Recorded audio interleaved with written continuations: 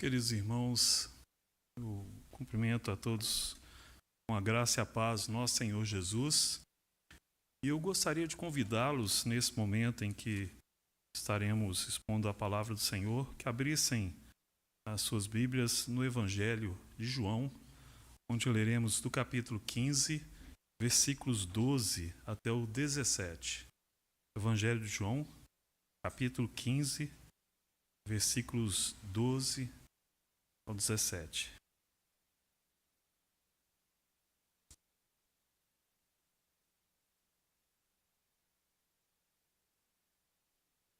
Diz o texto: O meu mandamento é este, que vos ameis uns aos outros assim como eu vos amei. Ninguém tem maior amor do que este, de dar alguém a própria vida em favor dos seus amigos. Vós sois meus amigos, se fazeis o que eu vos mando. Já não vos chamo servos, porque o servo não sabe o que faz o seu senhor. Mas tenho-vos chamado amigos, porque tudo quanto ouvi de meu Pai vos tenho dado a conhecer. Não fostes vós que me escolhestes a mim. Pelo contrário, eu vos escolhi a vós outros e vos designei para que vades e deis fruto, e o vosso fruto permaneça, a fim de que tudo quanto pedirdes ao Pai em meu nome, Ele vô-lo conceda. Isto vos mando, que vos ameis uns aos outros.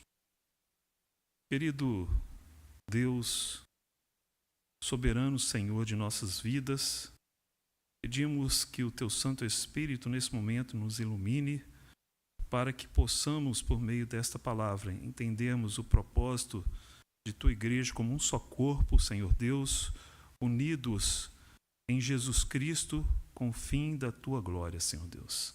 Nós te pedimos no nome bendito do Senhor Jesus. Amém, Senhor. Meus queridos irmãos, nós há algum tempo, pelo menos 1 ano e meio, 2, estamos expondo o Evangelho de João. E, na sequência, nós, na última vez, foi inclusive o dia que faltou luz aqui na igreja, tivemos expondo os versículos anteriores e foi interessante porque nós vimos alguns aspectos relacionados à necessidade da permanência na raiz principal, no tronco principal, que é o Senhor Jesus Cristo. E hoje nós temos, na sequência desse texto, uma parte extremamente interessante que trata da união em Cristo como um só corpo.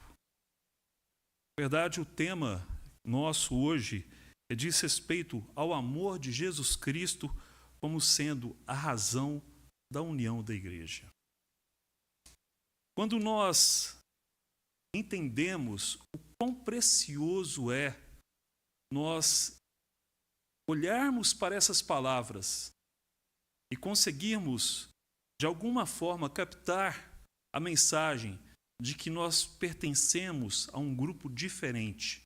Não um grupo diferente no sentido de sermos melhores, especiais, mas um grupo distinto no sentido de que está fundamentado na rocha, que é o próprio Senhor Jesus Cristo. E com isso nós temos uma harmonia, ou pelo menos devemos ter, que é totalmente diferente de qualquer conjunto humano, de qualquer ajuntamento humano, por mais aconchegante, por mais próximo que seja. Nós estamos falando da união mística do Senhor Jesus com a sua igreja. E nós, como parte integrante, essencial desse corpo, e como devemos nos portar e quais são as consequências dessa união nesse corpo. Aí eu gostaria de brevemente, eu vou tentar ser bem sucinto na exposição, nós irmos versículo a versículo para entendermos o que essa palavra diz no cerne da situação que nós estamos expondo hoje. Começando no versículo 12, que já lemos, onde diz: O meu mandamento é este, que vos ameis uns aos outros, assim como eu vos amei. E é interessante, quando Jesus fala de amor, eu creio que é um versículo que todos nós já memorizamos, João 3,16, porque Deus amou o mundo de tal maneira deu seu Filho unigênito, para que todo aquele que nele crê não pereça, mas tenha a vida eterna. Esse versículo quase que é uma memorização que a gente tem desde criança, e ele torna quase que um versículo que a gente não para muito para pensar na profundidade deste versículo em termos do nosso relacionamento com o próprio Deus. E aqui o Senhor Jesus, ele explana como que funciona esse amor, ou seja, na verdade, ele nos diz, é uma obrigação nossa como corpo de Cristo, né? Por isso fala, o meu mandamento é este, que vos ameis uns aos outros, assim como eu vos amei. Ou seja, existe algo que proporciona a razão de nós termos um amor uns aos outros, que é justamente o amor que Cristo dedicou à sua igreja, a cada um de nós. E o próprio Senhor Jesus, ele, lá no capítulo 13, que nós já estudamos, ele diz que até ao fim o seu amor se manifestará aos seus, como foi o caso aos seus discípulos que estavam reunidos com ele naquela ocasião. E o apóstolo Paulo, e eu peço, irmãos, que, à medida que nós somos expondo as Escrituras, que acompanhem também a leitura, lá em Romanos, capítulo 12, versículo 9, diz sobre o amor. O amor seja sem hipocrisia, detestai o mal, apegando-vos ao bem. Ou seja, não é qualquer amor. E é interessante, né, nas nossas relações junto à sociedade, seja na escola, seja no trabalho, seja numa caminhada junto aos nossos amigos, nós temos amizades. Todos nós temos amizades, algumas mais profundas, outras mais superficiais, poderíamos dizer, né? Mas todos nós temos alguma forma de círculo social em que nós temos um relacionamento, e esse relacionamento é estreitado por uma forma de amizade. Mas aqui a Bíblia não está falando de uma amizade simples e pura. Está falando de algo que ultrapassa o limite de qualquer amizade humana. Porque, na verdade, vamos convir com o fato, quando nós falamos na amizade humana, sem um vínculo mais profundo, nós sempre temos algum interesse por trás. Eu falo isso, né, e eu creio que os irmãos já tiveram essa experiência. Quantas vezes, né, nós vemos a manifestação de uma amizade junto, né, fora aí no mundo, sempre com algum interesse por trás, seja um interesse econômico, seja um interesse de ter um ombro para poder chorar, seja um interesse, de repente, por exemplo, eu trabalho muito com estudantes universitários, seja um interesse, de repente, até de poder ter um upgrade na nota e tudo mais. O fato é, na quase totalidade das nossas amizades aí no mundo, há algum interesse por trás. Não estou falando todos. Em alguns casos, não.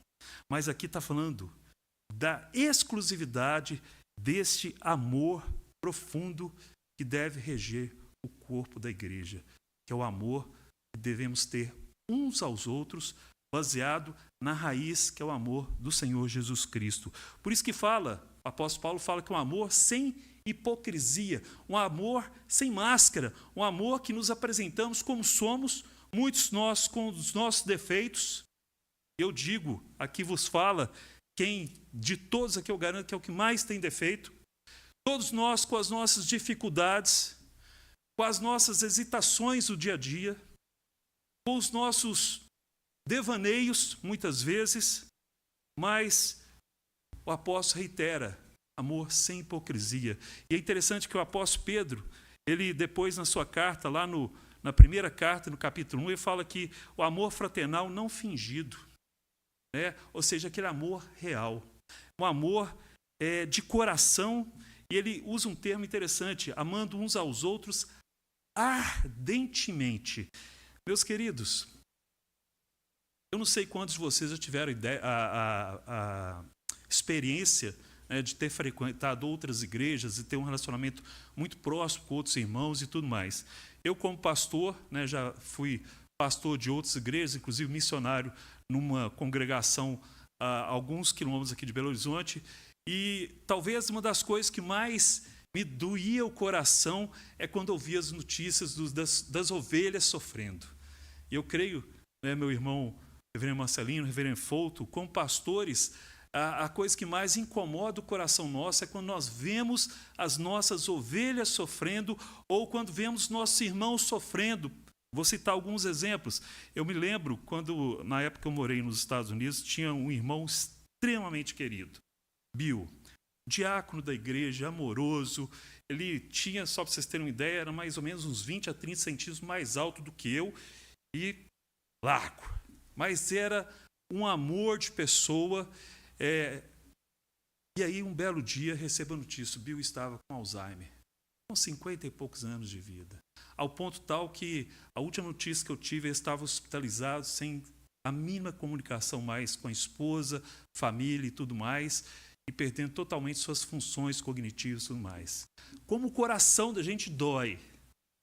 Como o coração meu doeu uma ou 2 semanas atrás, quando eu soube da notícia de um irmão de uma igreja que nós estivemos pastoreando, cujo filho estava internado por causa de drogas. Como o nosso coração dói quando a gente vê um irmão que está nos caminhos do Senhor e de repente desvia-se e vai para esse mundão afora. É algo que é diferente desse relacionamento nosso com o mundo.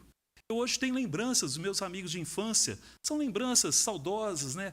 Quem não gosta da infância, da sua época de adolescência, na época que a gente tinha as nossas liberdades, como criança e tudo mais, mas é uma lembrança que fica depositada assim, saudosista, mas não com um amor tão profundo como nós temos pelos nossos irmãos. E aí esse amor que o Senhor Jesus está falando.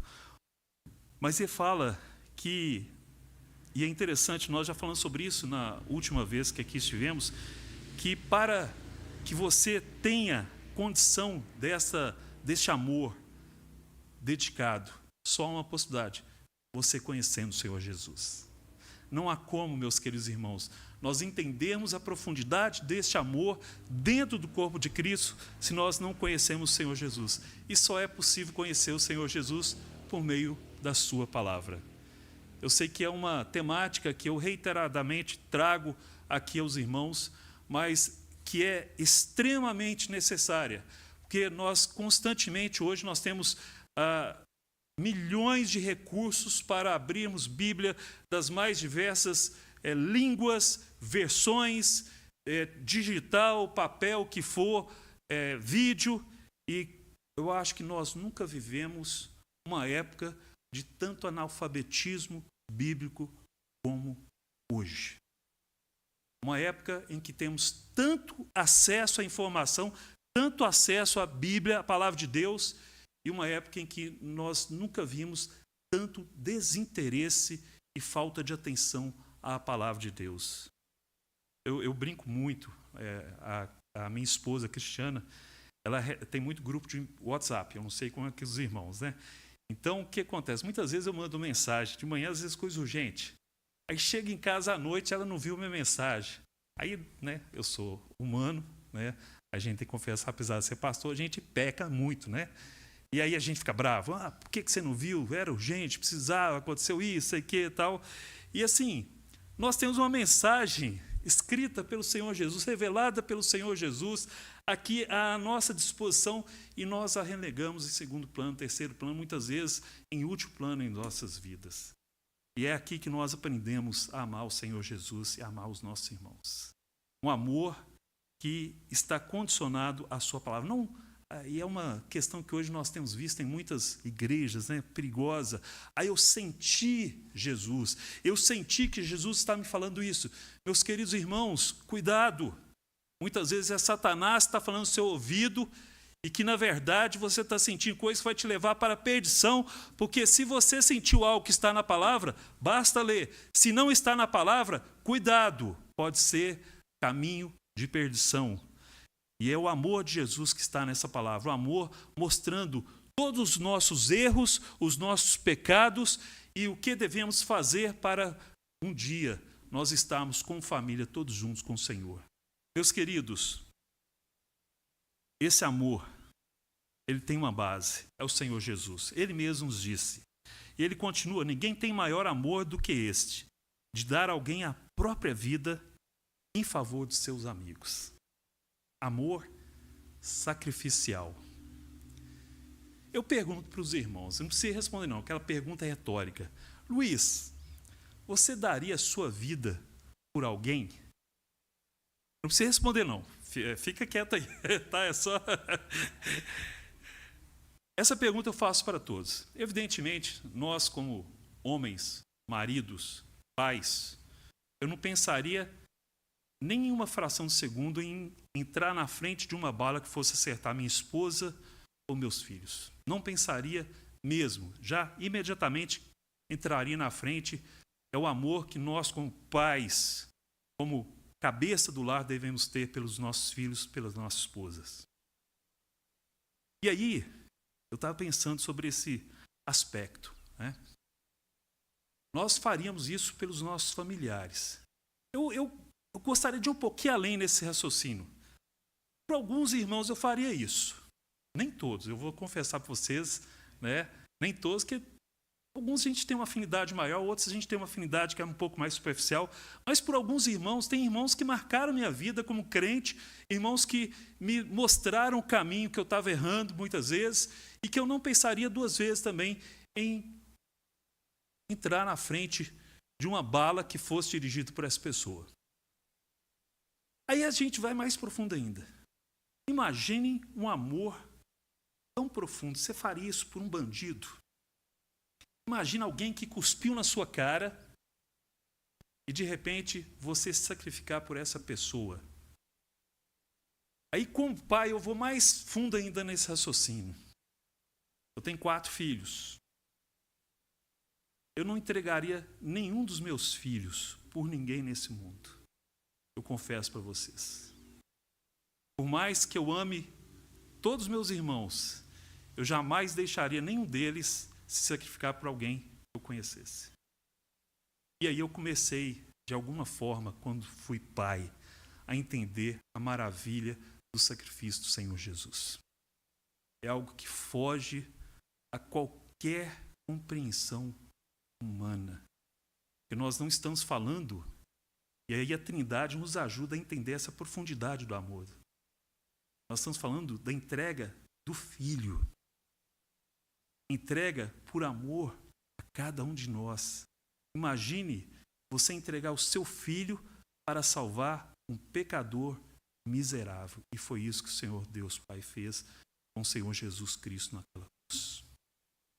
Meus queridos, nós estamos aqui, não conheço a vida de todos. Eu sou um pecador miserável. Eu lembro uma vez, eu estava ouvindo um sermão em uma igreja lá nos Estados Unidos e me chocou muito. Eu não vou entrar nos detalhes, talvez outro dia, mas tratava-se de um pastor que escreveu um livro sobre a conversão de um serial killer dos Estados Unidos. E ele falou assim, em alto e clara afirmação, que ele tinha absoluta certeza, e esse rapaz tinha sido assassinado depois dentro da cadeia. Ele falou claramente que ele tinha absoluta certeza que quando chegasse ao céu, ele iria ver aquele serial killer lá no céu, porque ele se arrependeu e prostrou-se aos pés de Jesus. Por aquele, Jesus também morreu. E é esse amor sacrificial que nós estamos falando. É um amor sacrificial, como diz o seu apóstolo Paulo lá em Colossenses, que nos reconcilia no corpo da sua carne, expresso na igreja do Senhor Jesus. O amor que entregou a própria vida do Senhor Jesus Cristo por cada um de nós.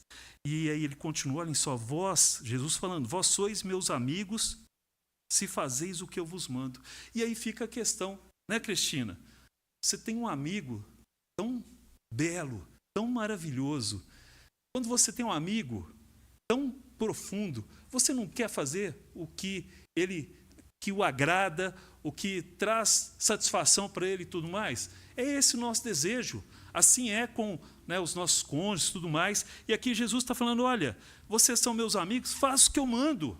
Mas não mandar no sentido, né, de uma obrigatoriedade. É aquela voluntariedade que nós devemos ter frente ao Senhor Jesus, diante do fato que nós fomos alcançados por essa maravilhosa graça, de sermos pecadores, miseráveis, não termos nada em nós mesmos que justificasse termos sido escolhidos e fomos escolhidos pelo Senhor na eternidade para a salvação em Jesus Cristo. E é isso que ele está falando. Nós somos amigos. E aí nós temos uma separação muito grande.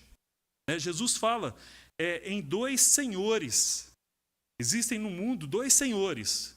Um é o próprio mundo, é o século, é o dinheiro, é a sedução desse mundo que muitas vezes nos chama a atenção, nos atrai, nos seduz. Mas ele fala que o outro Senhor é o próprio Deus. Então não há como você ser servo de dois senhores. Ou você é um de um, ou você é servo de outro. Não há como servir a dois senhores ao mesmo tempo. E aí ele diz que aquele que tem os mandamentos dele e os guarda é aquele que é o seu servo e amigo. O que é guardar os mandamentos? E aí vem uma interpretação muito equivocada de muitas igrejas que se afastaram do Evangelho. Guardar os mandamentos não é nós obedecermos para sermos salvos, mas é obedecemos porque fomos salvos no Senhor Jesus Cristo. É aquela resposta de gratidão do nosso coração, tendo em vista que outrora miseráveis pecadores, agora resgatados no sangue do Senhor Jesus Cristo, olhamos para aquela cruz e prestamos culto de adoração com as nossas vidas ao Senhor. Essa é a razão do corpo de Cristo, essa é a razão de nós aqui estarmos juntos como um só corpo, adorando esse Senhor e Rei, que é o Senhor Jesus Cristo. E essa temática, de nós obedecermos os mandamentos, ela é repetida por diversas vezes, inclusive lá na primeira carta de João, ele novamente reitera esse fato que se nós o conhecemos, nós mantemos os seus mandamentos, mas não numa obrigatoriedade, mas uma voluntariedade de coração. Mas tem um problema. Para que nós conheçamos esses mandamentos, novamente, nós temos que conhecer a palavra. Não há como nós entendermos que Deus nos manda, que Deus nos mostra o caminho, se nós não conhecemos essa palavra. E aí está algo importante. E eu gosto muito, sempre menciono a vida da Natália, que Deus possa continuar abençoando, sobre essa persistência da leitura da palavra tão jovem. Quantas pessoas hoje, às vezes, estão lá no seu quase encerrar sua vida na terra, vivendo 50, 60, 70, 80 anos e nunca leram a Bíblia uma vez na vida sequer. Meus queridos, como é importante nós conhecermos o que o Senhor Jesus quer para as nossas vidas. E a Bíblia é a luz que nos mostra que esse Jesus, ele é o cerne, é o centro dessa palavra. Ele não está periférico à sua palavra, mas é a palavra. É através da palavra que nós entendemos quem é Jesus. Não é uma intuição humana. Aliás, a intuição humana é muito perigosa. Quando nós confiamos no nosso conhecimento, no nosso achismo, a gente comete equívocos, a gente peca. Vocês se lembram? Lá em Jeremias, vamos lá no profeta Jeremias. Nós sempre gostamos de citar muito esse profeta porque ele viveu uma época que foi uma época terrível para o povo de Israel, sob a ameaça do exílio. Lá no capítulo 13, versículo 10 do profeta Jeremias, ele diz o seguinte: este povo maligno, está se referindo àquele povo que se dizia crente, que dizia seguir o Senhor, mas olha o que ele diz: esse povo maligno, que se recusa a ouvir as minhas palavras, que caminha segundo a dureza do seu coração, observem, caminha segundo a dureza do seu coração e anda após outros deuses para os servir e adorar. Será tal como esse cinto que para nada presta. Então ele usou uma figura, o próprio Deus mandou o profeta usar essa figura para mostrar qual que era a significância da falta de conhecimento da palavra desse povo e o resultado que era a idolatria. Então, quando nós não entendemos e não buscamos a palavra, e nós vamos, por meio do nosso coração, das nossas intuições conhecer a Deus, o caminho é que nós vamos para o caminho errado. Meus queridos, é por isso que o próprio profeta Jeremias, lá no capítulo 24, 7, Jeremias, capítulo 24, 7, ele diz o seguinte: dar-lhes-ei coração para que me conheçam que eu sou o Senhor. Eles serão o meu povo e eu serei o seu Deus, porque se voltarão para mim de todo o seu coração. Porque é o próprio profeta Jeremias que lá no capítulo 17, versículo 9, fala que o nosso coração é enganoso. Então não confie na sua intuição para conhecer o Senhor Jesus. É a palavra que vai te mostrar, é a Bíblia. E só com essa mudança de coração que nós podemos realmente compreender quem é esse Jesus e qual é a profundidade do amor dele para conosco e para a sua igreja, ao ponto tal que nós olhamos para cada um de nós como irmãos e nos amamos como irmãos. E sentimos saudade quando não estamos juntos. Eu sinto, pelo menos. Há 2 semanas eu estive fora, uma viagem, fiquei 2 semanas sem estar com os irmãos. Meus irmãos, que saudade que deu. E onde eu estive, coincidiu que cheguei no domingo e saí no domingo, não pude ir à igreja lá. Então, foi barra. 2 semanas sem congregar com os irmãos é difícil. E essa saudade é reflexo de que nós somos um só corpo. Como é gostoso a gente estar cantando aqui juntos, né? Hoje de manhã, nossa irmã Sara, com aquele solo tão bonito, nós cantando esse hino tão maravilhoso sobre, né, guardar o coração e tudo. A gente lembrar das palavras do salmista, lá no Salmo 32, quando o salmista confessou o pecado, realmente, como nós devemos estar aqui junto como corpo de Cristo, nessa comunhão preciosa. Para que, no final, esse coração mudado desse povo possa ser um coração transformado, igual aconteceu lá na igreja de Atos, onde o autor ele escreve que da multidão dos que creram, eram um só, o coração e a alma. Aqueles irmãos eram um coração, uma só alma, mas tinham problemas. Apesar de tudo, não eram perfeitos. Apesar de tudo, tinham dificuldades entre eles. O que o Senhor está nos dizendo, a sua palavra mostra muito claramente, é que mesmo nos amando uns aos outros, nós temos problemas de convivência. Muitas vezes nós temos dificuldades um com o irmão e que tem que ser resolvido. Isso acontece no seio do nosso lar, acontece aqui. Enquanto nós estivermos nesse corpo, nessa vida aqui, nós somos imperfeitos, carregamos o pecado em nossas vidas, apesar de perdoados. E o fruto desse pecado é os nossos relacionamentos não serem perfeitos ainda. Por isso, meus queridos, é importante que nós saibamos que amor é também, muitas vezes, tolerar. É sofrer com o irmão, mas é tolerar também, muitas vezes, os defeitos dos irmãos, porque muitas vezes nós pensamos que nós somos perfeitos. Já pararam para pensar nisso?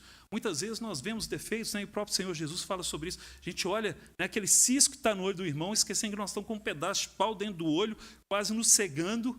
Ou seja, nós temos nossos defeitos que são gravíssimos, mas não enxergamos, mas enxergamos os pequenos defeitos na vida dos outros. Por que é importante nós estarmos falando sobre essa questão de comunhão na nossa igreja? É uma igreja pequena.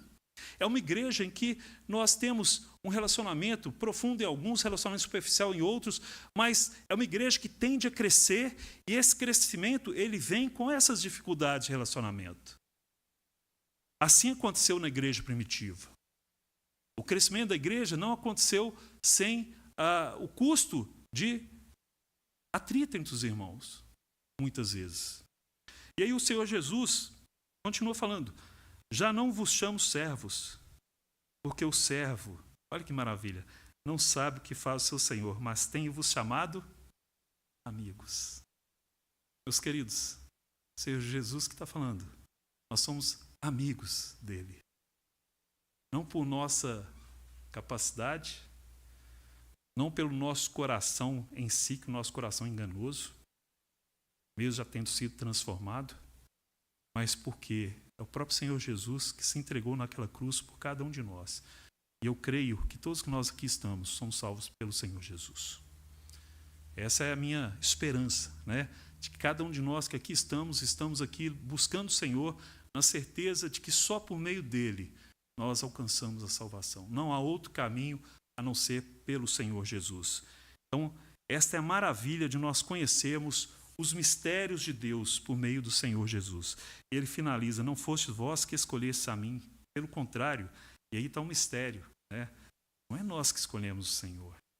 Ele fala: eu vos escolhi a vós outros. Então há uma escolha. Cada um de nós fomos escolhidos e, de uma forma muito clara, a Bíblia nos diz que desde antes da fundação do mundo, ou seja, de alguma forma, no plano maravilhoso de Deus, Deus já nos escolheu lá, bem fora do nosso tempo, né, vamos falar assim. Mas ele escolheu, olhem só, com um propósito. Escolhi a vós outros e vos designei para que vades e o quê? Deis fruto. Nós somos escolhidos para sermos embaixadores. O que significa ser um embaixador? Já pararam para pensar sobre isso? O embaixador geralmente não pertence àquele país no qual ele está alocado. Ele é designado para ir para um país representando aquele país de origem. Significa que ele vai viver naquele país, mas ele está representando os interesses do seu país de origem. Eu mesmo tenho um colega que ele é adido na China, e é interessante, eu até brinco, pior que parece que até ele está defendendo mais a China do que o Brasil, das coisas que ele fica postando mais. Mas eu brinco porque é uma pessoa, foi até meu aluno e tudo mais. Mas é interessante que o embaixador, o interesse dele não é o interesse do país que ele agora está morando, mas o interesse do país dele de origem. E nós somos, qual que é a nossa origem? Nossa origem é a origem do céu. Nós não somos desse mundo. O Senhor Jesus nos diz, nós temos um tempo que estamos nesse mundo, não pertencemos a este mundo no sentido, né, do mundo século, ou seja, desse mundo pecaminoso, caído que aí está. Cada um de nós tem um passaporte. Antigamente era muito comum, hoje não está ocorrendo mais. Quando você vai para um país, eles batiam, né? A maioria dos países não estão fazendo isso hoje. Mas um carimbo no seu passaporte, e lá no passaporte está escrito data de entrada e geralmente a data de saída, que geralmente, por exemplo, nos Estados Unidos, 6 meses. Na Europa, geralmente, eles batem o carimbo com 3 meses. Eu fui uma vez num país do leste europeu que era 30 dias. Então, varia muito. Mas o fato é o seguinte, quando você está em um país, você está ali temporariamente, a não ser que você seja um cidadão daquele país, seja natural ou não. O que o Senhor Jesus nos diz é que nós somos peregrinos nesse mundo. Nós estamos aqui representando um país que é muito superior, ou seja, um mundo que é muito superior ao mundo que nós aqui estamos vendo, no sentido desse mundo perdido. E, meus queridos, ele diz que nós somos escolhidos para que nós demos fruto, no sentido da nossa vida ser algo que represente o próprio Senhor Jesus nesse mundo. E é difícil. Não é, Kennedy? Eu tenho muita dificuldade. Como é difícil, né? Hoje mesmo o pastor estava falando sobre alguns exemplos, né, de pessoas que de repente perderam a cabeça, xingaram, etc. Muitas vezes a gente tem, eu praticamente, meu pavio é um pouquinho mais curto, né? Mas muitas vezes a gente tem que contar até 1.000, 10.000, se for o caso, para não pecar muito. Porque no coração a gente acaba pecando. Mas o que Jesus está falando é o seguinte, nós pertencemos a um mundo que não é esse. Somos peregrinos e somos chamados para dar fruto de obediência, mansidão, etc., como todos os irmãos já ouviram falar. Ou seja, a nossa vida tem que ser uma vida transformada para que outros possam olhar e ver nessa vida, o Senhor Jesus refletido.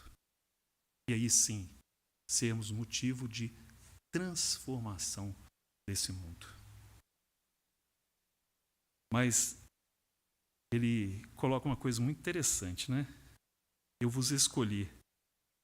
E aí lá em João capítulo 6 ele fala, somente aqueles que o Pai me trouxer. E é mais interessante ainda que Aí lá no capítulo 6 ele fala que todos aqueles escolhidos irão a ele. Ou seja, meu querido, se você é escolhido, tenha absoluta certeza, você pertence ao Senhor Jesus e irá para o Senhor Jesus. Essa é a certeza que nos traz consolo, que se dependesse de nós mesmos, nós não nos escolheríamos. Às vezes eu acordo, eu perco muito sono de madrugada. Eu agora estou tomando o hábito de dormir mais cedo, ver se melhora um pouco esse aspecto. Então, muitas vezes a gente acorda preocupado com os problemas da vida, tudo. Às vezes eu começo a refletir as coisas erradas que a gente faz durante o dia, né? É um hábito que não é bom, mas acontece muito comigo. Eu fico pensando, meu Deus, um pecador miserável como eu sou tão indigno do Senhor Jesus, mas é a graça do Senhor, é a escolha que o Senhor fez e nós devemos. Aí eu começo a refletir quanto eu sou grato, porque se dependesse de mim mesmo, eu jamais me escolheria, porque quanto pecado nós trazemos, carregamos em nossas vidas e que, se nós olharmos, nós não merecemos absolutamente nada do Senhor. Por isso que o apóstolo Paulo fala sobre a graça misericordiosa do Senhor Jesus. É somente pela graça, Cristina. Dona Terezinha, é somente a graça do Senhor Jesus que nos traz aqui. Não tem outra coisa. É somente esse amor que nos atrai aqui como corpo de Cristo. Então, meus queridos, já finalizando, nós somos escolhidos e enviados como embaixadores neste mundo para a transformação. Por isso que ele fala, para que demos fruto e esse fruto permaneça. Né? Permaneça significa que transforme esse mundo, a fim de que tudo quanto pedides ao Pai em meu nome, Ele vô-lo conceda. É lógico, né? Nós não vamos pedir bobagem. Né?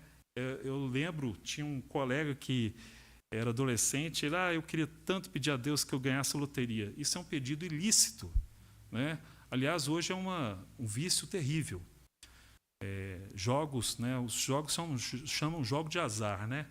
E muita gente joga, perde a vida, achando que vai dar sorte. Eu mesmo já tinha uma situação na fundação que nós dirigimos, que um funcionário mexia no setor financeiro e, de repente, quando nós descobrimos, já tinha dado um rombo de R$120 mil em jogo online. Aí foi demitido, etc., boletim de ocorrência, perdeu a família com divórcio, etc. Mas o fato nós temos que lembrar que fomos escolhidos para a transformação desse mundo, para que esse fruto que que vamos produzir seja um fruto que permaneça e que tudo quando nós pedimos ao Pai seja dirigido para esse propósito. Ou seja, se nós temos como centro em nossas vidas o Senhor Jesus, os nossos pedidos com certeza serão lícitos. É o pedido de transformação da igreja, é o pedido para que essa igreja alcance mais pessoas. Nós sabemos que temos centenas, talvez milhares e milhares de pessoas nessa cidade ainda para ouvir o Evangelho de Jesus Cristo. Nenhum deles tem um selo na testa, mas nós sabemos que escolhidos estão esparramados nessa cidade, nesse estado, nesse país e mundo afora. E é esse o pedido que deve reger as nossas vidas. O pedido para que a nossa vida seja uma vida de exemplo. Não é, reverendo Marcelino? Uma pessoa que eu tanto admiro, que é um dos exemplos que eu realmente olho e temos mansidão, cuidado para com as ovelhas. Meus queridos, a nossa vida tem que ser uma vida de exemplo, de mansidão, para que, de alguma forma, a gente transforme esse mundo, não por nós mesmos, mas pela ação do Espírito Santo nos nossos corações. Nós somos enviados para os interesses do reino, para que haja uma transformação, como diz o texto, Jerusalém, Judéia e Samaria e até os confins da terra. Mas o texto, então, ele termina, e eu iria falar mais algumas questões, mas eu vou reduzir para que possamos fechar no tempo previsto, que era de meia hora. Eu tinha meu pai, ele era presbítero, ele sempre falava o seguinte: meu filho, quando você for pregar um dia, não passa de 25 minutos, não. 30 minutos no máximo. Passou disso, o pessoal já começa a ficar cansado. E realmente os sermões dele eram assim, 25, 30 minutos. E a gente ficava assim, né, extasiado de ouvi-lo. Mas aí Jesus conclui: isto vos mando, que vos ameis uns aos outros. A ênfase do supremo mandamento, meus queridos, é o amor que nós demonstramos cada um de nós. O amor, e eu vou citar, né, por exemplo, quando eu lembro o dia que o Luiz e a Cristina foram lá no sítio do meu sogro, eu cheguei, quanta felicidade que eu tive vendo-os lá e tudo, né? É gostoso a gente ter esse relacionamento aqui dentro e fora também. Esse relacionamento fora, ele é importante também. Nós entendemos que a nossa vida de comunhão não se restringe a esse ambiente, né? E lembrar que é um mandamento, amar uns aos outros. E eu fico tranquilo, porque sendo mandamento, vocês também são obrigados a me amarem, né? Mesmo com todos os defeitos que eu tenho como pessoa, como pastor e tudo mais. Então, o amor de Jesus é a razão da nossa união. E refletamos nessas palavras, lembrando sempre disso, meus queridos. E essa união como corpo de Cristo, ela deve começar nas nossas casas. É onde eu diria que o Evangelho é pregado com maior dificuldade. Onde nós enfrentamos os maiores desafios, as maiores lutas, as maiores desavenças dentro do nosso lar. E aqui nós conseguiremos amar se nós começarmos a amar os nossos mais próximos. Oremos. Senhor Deus, muito obrigado pela tua palavra. Nos mostra como é importante essa união mística do Senhor Jesus com a sua igreja. Um mistério que, se não fosse revelado pelo Senhor na tua palavra, nós jamais entenderíamos. Um mistério que, quando nós olhamos os nossos irmãos, nós entendemos pela tua palavra que é algo muito mais poderoso que nos une, que simplesmente a afinidade pessoal de cada um deles, simplesmente o amor pela capacidade de cada um deles, Senhor Deus, mas é o sangue do Senhor Jesus naquela cruz, que por amor derramou para cada um de nós, pela sua igreja como um todo. E agora, Pai, nós temos a certeza de pertencermos a esse corpo, e nesse corpo nós temos esperança da glória, esperança que um dia estaremos eternamente contigo, Senhor Deus, em adoração, uma vida plena, sem pecado, sem lágrimas, sem dor, sem sofrimento. Pedimos ao Pai que o fruto do Espírito controle, que o fruto do Espírito seja algo que esteja na nossa vida controlando o nosso caminhar, para que nós sejamos testemunhas deste amor dentro desse ambiente, dentro desse corpo, mas sobretudo aí fora também, Senhor Deus. Nos nossos lares, que sejamos testemunhas ativas do Senhor em todos os ambientes de escola, de trabalho, no seio do nosso lar, Senhor Deus, que possamos entender e arrepender quando nós errarmos, Senhor Deus.